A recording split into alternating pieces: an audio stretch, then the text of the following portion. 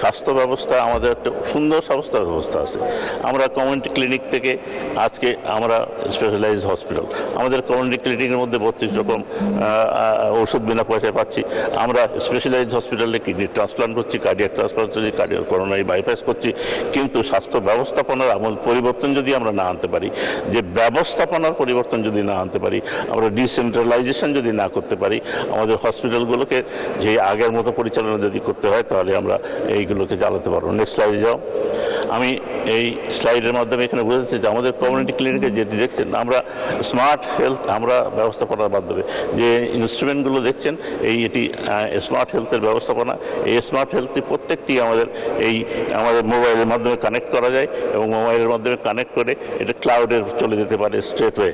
আমরা নেক্সট স্লাইডে যাও।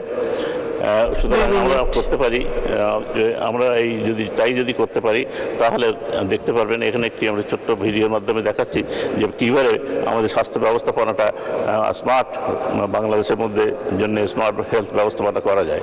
সেই ছোট্ট একটি ভিডিও আছে এখানে। দেশে এর সমাধান হলো প্রযুক্তি, যেখানে আইওটি ডিভাইস ও এআই বেস সিস্টেমের মাধ্যমে বিভিন্ন স্বাস্থ্যসেবা যেমন অসংক্রামক ব্যাধি বা গর্ভবতী মায়ের স্বাস্থ্য ঝুঁকি নিয়ে নয়, এছাড়া অনলাইনে স্বাস্থ্য তথ্য দেখে রোগীকে বিশেষজ্ঞ চিকিৎসক, হাসপাতাল এবং ল্যাবে রেফারেল করা সম্ভব, যাতে সঠিক সময়ে রোগ প্রতিকার করা যায়।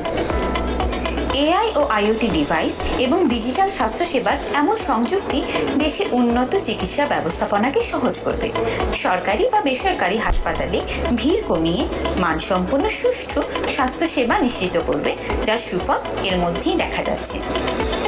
এভাবেই সম্ভব হবে ইউনিভার্সাল হেলথ কভারেজ অর্জন, সবার জন্য স্বাস্থ্যসেবা, স্মার্ট জাতি, স্মার্ট বাংলাদেশ। আমরা যদি স্মার্ট জাতি চাই, আমরা যদি স্মার্ট হেলথ চাই, তাহলে এআই এর ব্যবস্থা আমাদের স্মার্ট এবং টেকনোলজিকে ব্যবস্থাপনা করতে হলে এবং স্বাস্থ্য ব্যবস্থা পরিবর্তন আনতে হলে আমি মনে করি একটি কমিটি বসবার দরকার, কয়েকজনকে নিয়ে রিসার্চ করার দরকার এবং স্বাস্থ্য ব্যবস্থায় কী পরিবর্তন আনার দরকার, কেমন করে স্বাস্থ্য ব্যবস্থাপনা চলবে, কেমন করে একটি উপজেলা থেকে, কেমন করে একটি কমিউনিটি ক্লিনিক থেকে, কেমন করে একটি ডিস্ট্রিক্ট থেকে মেডিকেল কলেজ বা বার্ন ইউনিট বা নিউরোসার্জিক্যাল সেন্টারে রেফারেল হবে, সবটি এটি এই স্মার্ট হেলথের মাধ্যমে করা সম্ভব।